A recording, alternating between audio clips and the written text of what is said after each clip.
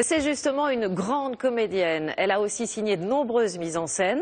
Elle est surtout la première femme à être devenue administratrice de la Comédie Française. Depuis plus de 6 ans, elle modernise et dépoussière la Maison de Molière, qui sort un coffret de 25 DVD qui réunit les plus grandes pièces jouées dans l'honorable institution. Voici maintenant l'invité des 5 dernières minutes. Et cette invitée, c'est Muriel Mayette. Bonjour, Muriel. Bonjour. On est vraiment ravis de vous recevoir puisque la Comédie Française, le théâtre est à l'honneur avec une semaine coup de théâtre qui débute aujourd'hui sur nos antennes ici à France Télévisions et puis un magnifique coffret. On va le découvrir à la fin de cette interview. J'imagine que ce n'est que du bonheur pour vous que le théâtre s'invite à la télévision. C'est un mariage merveilleux, nécessaire, parce que ça permet d'aller dans les foyers des gens qui n'ont pas la chance de pousser les portes de notre théâtre. Et donc, c'est plutôt une très belle semaine qui se prépare. Alors, la Comédie Française est à l'honneur dans cette semaine coup de théâtre avec 3 programmes différents sur les antennes de France Télévisions.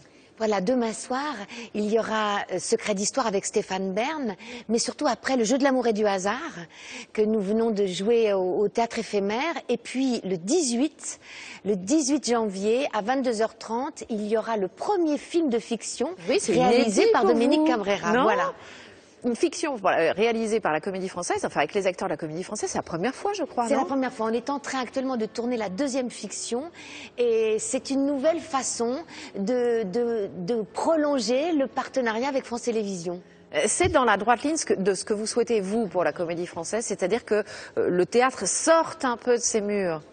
Il faut que tout le monde profite du talent de ces acteurs qui sont extraordinaires. Et c'est vrai, quand on a une troupe comme celle-ci qui est composée de 62 comédiens, on a envie de raconter des histoires avec tous les instruments et notamment avec la caméra. Alors la Comédie Française a 300 ans, mais vous insistez beaucoup là-dessus. Ça n'est pas une vieille dame. Comment est-ce que vous faites? Comment est-ce que vous avez fait rentrer la modernité dans la Maison de Molière? Mais le théâtre, c'est l'art du présent. C'est toujours un être humain qui raconte une histoire à un autre être humain. Et donc l'important et la beauté de cette troupe, elle est dans la diversité des personnalités, dans la diversité des générations, des esthétiques, des écoles. Et surtout, il faut qu'ils tombent amoureux les uns des autres. Et je crois qu'en ce moment, elle est merveilleuse, la troupe, parce qu'ils s'admirent, ils s'apprécient, et cette fraternité, on la sent quand on est spectateur. Oui, on le sent, et puis vous avez fait rentrer des comédiens assez étonnants comme Laurent Lafitte ou encore la révélation Pierre Ménit, dont on n'arrête pas de parler en ce moment. Pierre Ninet, Un Soleil, mais ils sont tous, il faudrait tous les citer. Il y a en ce moment une belle énergie d'invention, de liberté et d'audace aussi. Et il faut dire que les aînés ont une grande capacité d'accueil et sont d'accord de se remettre en question avec ces nouveaux qui sont pleins d'une énergie assez décapante, on peut dire. Alors, pour ceux qui ne peuvent pas venir jusqu'à la Comédie Française, vous avez réalisé un superbe coffret, vraiment magnifique. Il y a 25 DVD. Racontez-nous ce qu'on peut y trouver. On peut trouver dedans tous les grands titres du répertoire, des pièces de Molière, des pièces de Musset, de Marivaux, tous les grandes mises en scène de ces 30 dernières années. Et donc c'est un support pour les jeunes qui étudient à l'école la dramaturgie, les textes de théâtre, un support merveilleux. Et puis c'est une mémoire incroyable que nous avons puisque on est le seul théâtre d'alternance et qu'on fait à peu près 850 représentations dans une saison. Ouais, c'est un plaisir aussi pour tous les passionnés de théâtre qui peuvent revoir de grandes pièces. On va regarder ensemble un extrait d'Ondine de Jean Giraudoux. C'était en 1974 et il y avait une comédienne dans la distribution, Isabelle Adjani. Elle n'avait que 18 ans à l'époque. On regarde. Prends-moi, emportez-moi. Voici votre truiteau bleu. Mangez-la, ça vous vaudra mieux que d'écouter notre folle. Tu as osé faire une truiteau bleue, mère? Mais tais-toi, en tout cas, elle est cuite.